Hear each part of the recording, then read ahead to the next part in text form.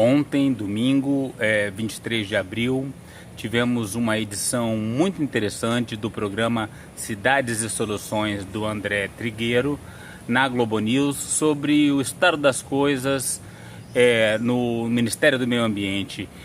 Uma edição comemorativa do Dia da Terra. Por que o desmatamento continua tão alto? Vão autorizar a exploração de petróleo na margem do Rio Amazonas? A licença de Belo Monte será renovada? Prometia a propaganda que circulou nos grupos de Zap ao longo do domingo. Renovei até para assistir o programa a minha assinatura do Globoplay. Viu, Rede Globo? Essa aí vai para o André Trigueiro. A primeira metade do programa mostra o Ministério do Meio Ambiente tentando se reerguer, tentando trabalhar. Por que o desmatamento está tão alto? A resposta está lá, né? São poucos fiscais, pouca verba, né? Porque a verba vem do governo anterior. O pessoal tentando fazer o possível com o pouco que tem depois do desmonte ambiental. E também o crime, né? Como enfatizou o Capobianco, o crime muito bem financiado, muito bem instrumentalizado, né? Então, dessa vez parece que vai ser um grande desafio conter os desmatamentos. O que dificilmente renderia um vídeo aqui, essa história toda. A não ser alguns elogios tal, sobre a sua atuação do Ministério do Meio Ambiente, mas, enfim, vamos ao que interessa, que é a polêmica. A segunda parte do programa foram feitas perguntas difíceis sobre o que o Ministério vai fazer com relação a autorizações de obras com um potencial muito destrutivo, como, por exemplo, a Ferrogrão, a rodovia Manaus-Porto Velho, a exploração de petróleo na Foz do Amazonas e a renovação da hidrelétrica de Belo Monte. Então, o Ministério do Meio Ambiente e o IBAMA sempre se pronunciam nos autos. Nós não damos uma opinião a priori. Pois é, esses últimos 3 segundos de fala da Marina Silva serviriam para resumir todas as respostas em relação a essas obras. É complicado. O que acontece? Basicamente, o planeta está se degradando numa velocidade imensa. A região amazônica é fundamental para o equilíbrio, para o futuro do planeta. Qualquer uma dessas obras tem um potencial destrutivo imenso. Que resposta que eu gostaria de ver para todas essas perguntas? Não, não, não e não. Para tudo, né? E é uma resposta muito razoável, porque a balança há muito tempo vem pendendo categoricamente para todas as obras destrutivas. Qual foi a grande obra que não passou nos últimos anos, nos últimos governos, inclusive nos governos do PT? Que eu saiba nenhuma, tudo aconteceu. Transposição do São Francisco, construção de hidrelétricas na Amazônia, pavimentação da BR-163, e todas elas se mostraram desastrosas. Então estava na hora da gente segurar isso aí e botar um ponto e tentar cuidar, tentar voltar, tentar mudar o pêndulo para o lado da preservação, que é fundamental para a sobrevivência do planeta. Agora, é politicamente viável, Marina Silva, adiantar que dirá não para todas ou talvez para alguma dessas obras? Eu creio que não. E se ela diz não e termina saindo, a gente perde o quê? Perde aquele primeiro movimento, né? Da primeira parte do programa, né? A reestruturação do Ministério do Meio Ambiente, o controle do desmatamento, o reequipamento do IBAMA. Então não dá politicamente para ela dizer não para tudo. E diante das circunstâncias, então, a resposta dela, eu acho que foi a melhor possível. Mas eu, como não sou ministro do Meio Ambiente, nem de coisa nenhuma, sou apenas um professor dessa universidade aqui atrás, eu tenho liberdade para falar porque que cada uma dessas obras é desastrosa, e é isso que eu pretendo fazer na sequência. Existem interesses difusos na política, a senhora conhece bem essas rotas que nem sempre são convergentes. Eu queria saber a opinião da senhora, porque passa pelo Ministério do Meio Ambiente, Ferrogrão e a rodovia Porto Velho-Manaus. O que vai acontecer em relação a essas obras do ponto de vista do Ministério do Meio Ambiente? Aquilo que deve acontecer e que aconteceu quando eu fui ministro do Meio Ambiente.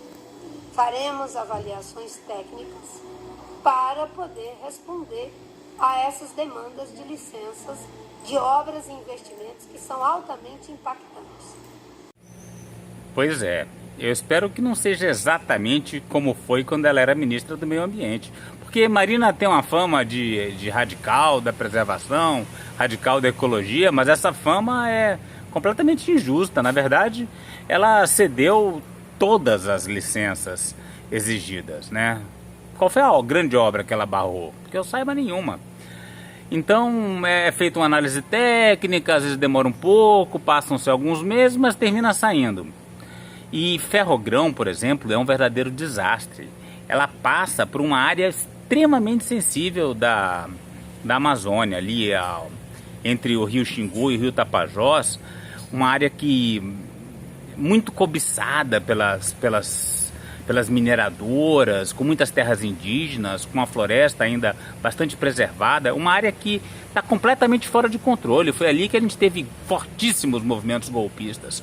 É cheio de garimpo, é cheio de madeira ilegal, não tem a menor condição de você passar uma linha férrea lá sem você cortar literalmente a Amazônia ao meio de uma forma desastrosa.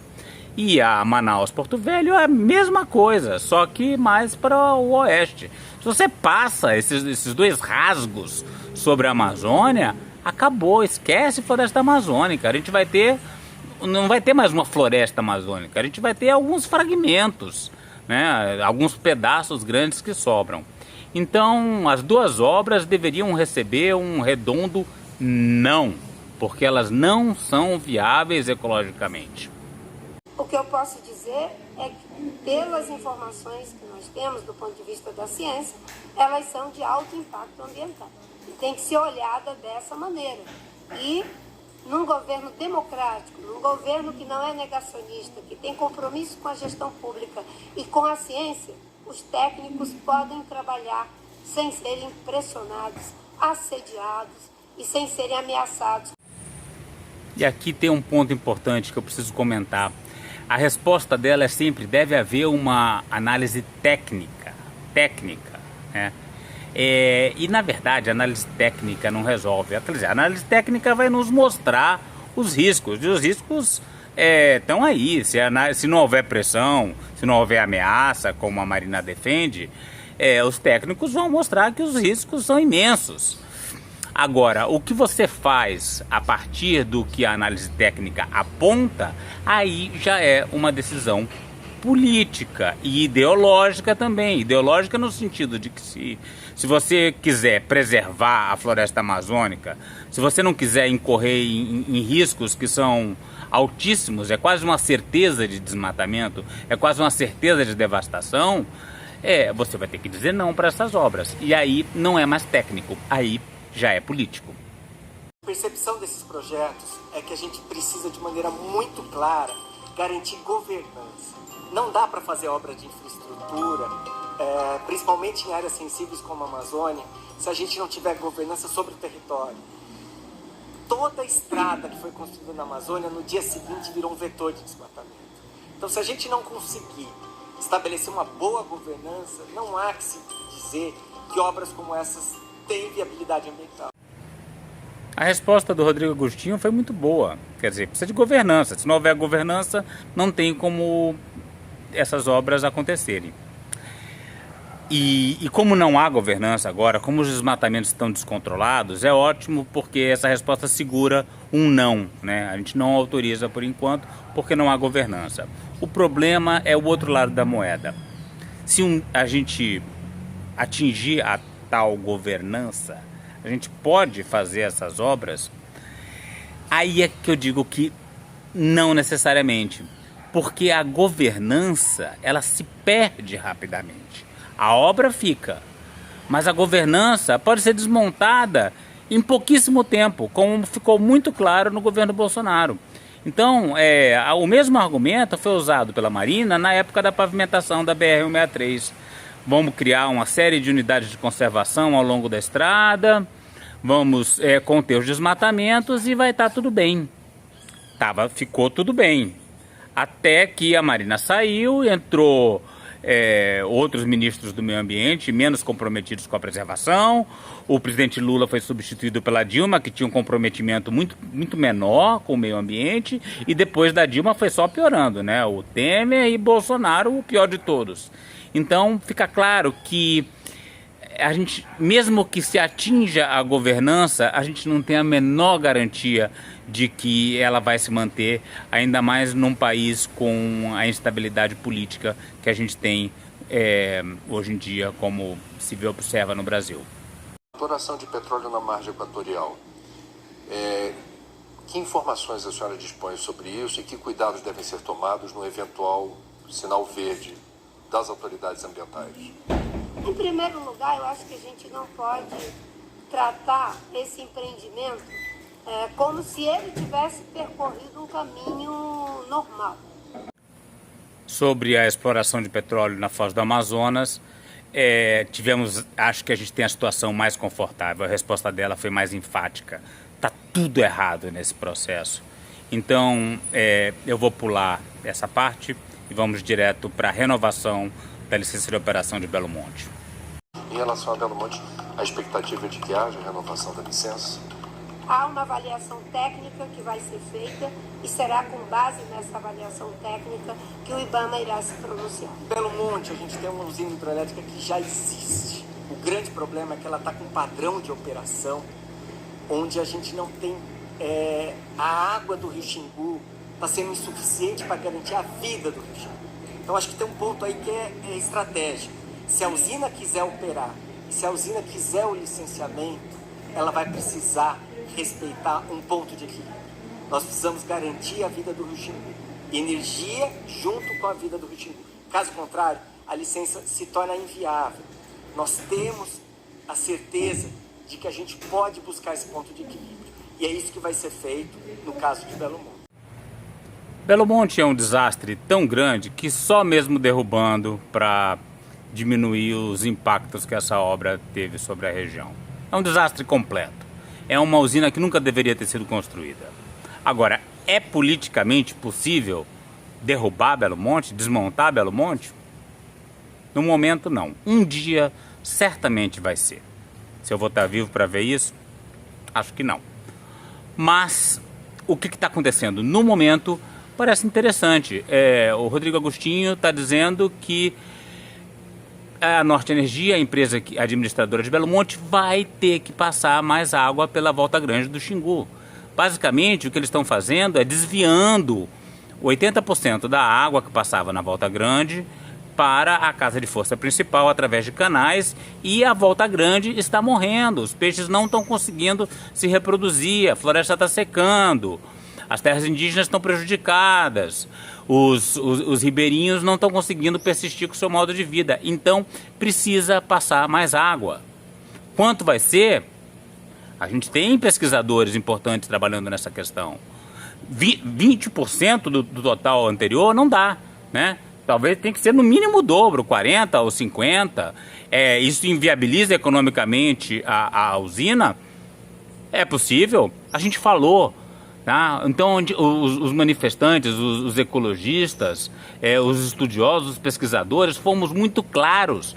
Belo Monte não é viável economicamente. Então não adianta falar agora que não dá para passar tal quantidade de água pela Volta Grande porque inviabiliza a usina. Sinto muito. Nós alertamos, Belo Monte não é viável.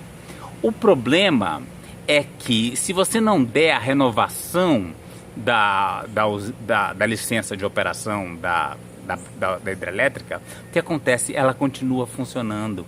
É assim que está a lei. Enquanto o IBAMA avalia a renovação, é como se a licença continuasse valendo. Então o que precisa acontecer? A gente precisa negar a licença de operação. a não ser que a Norte Energia se pronuncie rapidamente e com a proposta viável ecologicamente para Volta Grande. E não é só a quantidade de água que passa pela Volta Grande, tem outras questões envolvidas, como por exemplo o estabelecimento do território ribeirinho, que é uma questão humanitária fundamental, a desintrusão das terras indígenas, da área de impacto indireto de Belo Monte, que era uma das condicionantes e nunca foi cumprida. Se isso tudo acontecer, renova-se a licença, senão ela tem que ser negada, o lago da hidrelétrica esvaziado, o rio Xingu retomar o seu curso, a sua posição normal, e aí, caso eles resolvam essas questões, renova-se, infelizmente, a licença de operação. Vamos vencer alguma dessas batalhas da forma como eu gostaria? Espero que sim. De toda forma, estão abertas as negociações. É uma vitória a gente ter um Ministério do Meio Ambiente que está lidando com essas questões de uma forma aberta. Está tudo aberto ao diálogo, está tudo aberto à discussão. Se Bolsonaro tivesse ganhado, seria simplesmente sim, sim, sim para todas as perguntas. E aí a Amazônia estaria condenada à sua destruição completa nos próximos anos. Por enquanto, a melhor coisa que a gente pode dizer é que o futuro está em aberto e vai ter luta.